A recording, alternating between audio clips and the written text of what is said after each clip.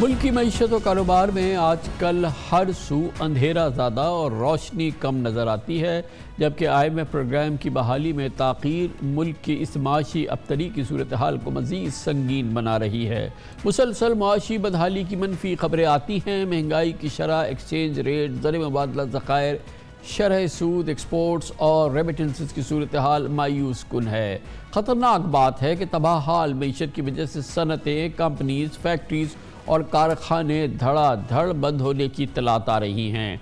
कल diamond foam industry बंद कर दी गई। इससे पहले पाक सुजुकी, मिल्लत tractor, frontier ceramics, Nishat Chunian, Kohinoor spinning जैसी बड़ी और मुनाफा बख्श कंपनीज की पैदावारी यूनिट्स बंद हैं। टोयोटा बनाने वाली इंडस मोटर्स ने 12 दिन की बंदिश के बाद अपनी प्रोडक्शन का दोबारा आगाज़ किया है। 18 मकामी और गैर मुल्की मेडिसिन कंपनीज के एक हफ्ते से ऑपरेशन शट डाउन हैं, जबकि मुतादिद सनतें अपनी पैदावारी यूनिट्स चलाने के लिए हफ्ते में 3 से 4 दिन तक नागा करने पर मजबूर हैं। ये सूरत हाल है। दूसरी जानिब बंदरगाहों पर काम माल के हज़ारों दरामदी कंसाइनमेंट क्लियर नहीं हो रहे, उन पर डैमेजेस लग रहे हैं और बाज़ शिपमेंट्स की नीलामी तक की नौबत आ रही है। सिर्फ दालों के 6000 कंटेनर्स पोर्ट पे फंसे हुए हैं। खाम माल, मशीनरी और पुर्जों की इंपोर्ट्स में मुश्किलात और LCs ना खोले जाने की वजह से इन्वेस्टर्स और सनतकारों में मायूसी है। खबरें हैं कि सिर्फ टेक्सटाइल सेक्टर से तकरीबन 70 लाख अफराद बेरोज़गार हो रहे हैं। दूसरी जानिब पल्स कंसल्टेंट के हालिया सर्वे में 72% गरीब मुतवस्सित पाकिस्तानियों ने माहाना अखराजात पूरे ना होने का शिकवा किया है। 45% लोगों ने पार्ट टाइम जॉब या इजाफी नौकरियाँ की मजबूरी का इजहार किया है। और दूसरी जानिब 2 हफ्ते कबल इस्लामाबाद पुलिस ने 1600 कांस्टेबल्स की असामियों भर्ती के लिए 30,000 से ज़ायद और ख़वातीन और नौजवानों का हमने एक जम गफ़ीर देखा था, जिन्होंने इसके तहरीरी इम्तहान में हिस्सा लिया। महज 7 ग्रेड की आसामी के लिए मतलूबा काबिलियत मैट्रिक थी, लेकिन मास्टर्स की डिग्री के हामिल हज़ारों अफराद ने इसके लिए अप्लाई किया। हालात की संगीनी के पेश नज़र पढ़े लिखे नौजवान मजबूरन फूड डिलीवरी या छोटी मोटी मुलाजमत पर मजबूर है। जो लोग कोई ना कोई नौकरी कर रहे हैं, उन्हें भी अपने रोज़गार के मुस्तकबिल की फ़िक्र है। शबाब मुल्क में अगर आवाम को रोज़गार से महरूमी के खदशात लाहक हैं और ये अभी भी मौजूद हैं। माशी गैर यकीनी महंगाई, बेरोज़गारी के बाइस बड़े पैमाने पर ब्रेन ड्रेन हो रहा है। मकामी सरमायाकार गैर यकीनी में घिरे हुए हैं, जबकि बैरूनी सरमायाकार जान छुड़ा कर भाग रहे हैं। इस पूरी सूरत हाल पर बात करते हैं और ख़ास तौर पर पाकिस्तान का जो एक्सपोर्ट सेक्टर है, टेक्सटाइल सेक्टर है, वो इस सूरत हाल से कैसे नबरदाज़मा हो रहा है। क्योंकि अगर पाकिस्तान के एक्सपोर्ट्स पे दबाव मज़ीद होता है और एक्सपोर्ट्स मुसलसल कम होती जाती हैं, तो पाकिस्तान का माशी बहरान बहुत ही तबाहकुन सूरत हाल में है, जो कि इस वक्त है उसमें मज़ीद तबाही आएगी। इस पर बात करने के लिए हमारे साथ मौजूद है जनाब Gauhar Ejaz, patron in chief आप्टेमा लाहौर से हमारे साथ गौहर साहब हैं। बहुत बहुत शुक्रिया गौहर साहब। ये बताइएगा कि क्या सिचुएशन है इस वक्त टेक्सटाइल इंडस्ट्री की, वो टेक्सटाइल इंडस्ट्री जो कि एक्सपोर्ट से मुंसलिक है, जो लोकल है, और वहाँ से ख़बरें आ रही हैं, आई डोंट नो कितनी एग्जेजरेटेड है, कि बहुत बड़े पैमाने पे यूनिट्स बंद हुए हैं और बहुत बड़ी तादाद में, परहैप्स लाखों की तादाद में लोगों की नौकरियाँ गई हैं। क्या ये फैक्चुअल है ये सिचुएशन जो मैं बयान कर रहा हूँ? Thank you very much Khan साहब। पाकिस्तान की टेक्सटाइल इंडस्ट्री में समझता हूँ कि 60% पाकिस्तान की एक्सपोर्ट दे रही। तो जो बात मैं करूँगा वो बड़ी ज़िम्मेदारी के साथ करूँगा, क्योंकि इसमें पाकिस्तान की सालमियत शामिल है। पिछले साल हमने $19.5 बिलियन हाईएस्ट एवर पाकिस्तान की टेक्सटाइल की एक्सपोर्ट जो है वो कंप्लीट की थी। $19.5 बिलियन टेक्सटाइल की। मैं इसलिए बोल रहा हूँ कि ये $13.5 बिलियन से 2018 में सफ़र शुरू हुआ था। हमने कमिट किया था $20 बिलियन 4 साल में ग्रो करेंगे, 19.5 पे क्लोज हुई। इस 6 महीने के मैं फिगर्स आज देख रहा था, पहले 3 महीने जो थे हम ग्रोथ पैटर्न पर रहे। हमारी 3 महीने की ग्रोथ है $200 मिलियन की। $4.5 बिलियन की हमने एक्सपोर्ट की पहले 3 महीने में, जुलाई, अगस्त, सितंबर में, और उसमें 4% की ग्रोथ रखी, $200 मिलियन की ग्रोथ हुई।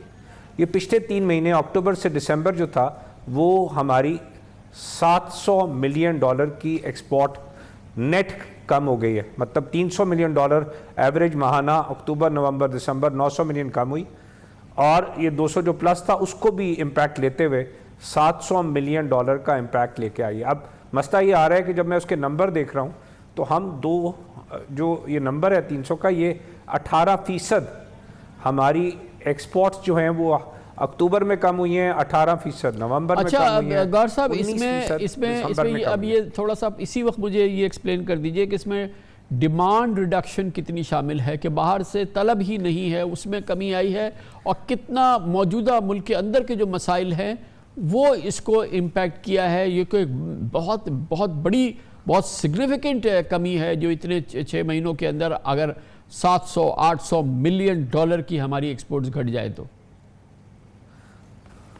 खान साहब, इसका मैं पूरा इम्पैक्ट अगर मुझे इजाज़त देंगे, ये जो 3 महीने का मैंने इम्पैक्ट बोला है कि हमने 300 मिलियन डॉलर से हम नीचे जा रहे हैं, जो कि 18% है।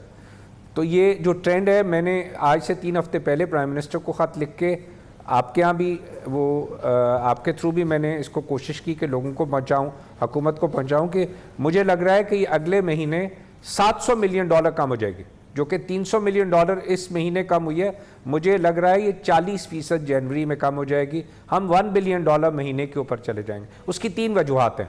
हाँ साहब, नंबर 1, हमारी सप्लाई चेन जो है, जब हमने देखा कि कॉटन की क्रॉप हमारी 5 मिलियन बेल रह गई है, जो कि सैलाब से बह गई। पिछले साल 9 मिलियन थी, इस साल 5 मिलियन है।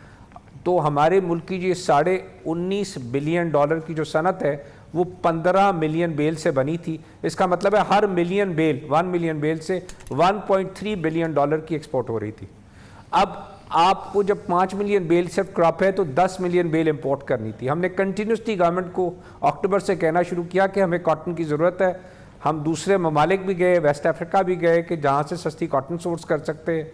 हमने कॉटन सोर्सिंग भी कर ली, लेकिन एलसीज के प्रॉब्लम आपके सामने है कि फॉरेन एक्सचेंज नहीं थी। और वो सेक्टर जो $1 के सामने, अगर $1 की रुई है तो मैं $3 कमा के दे रहा हूँ।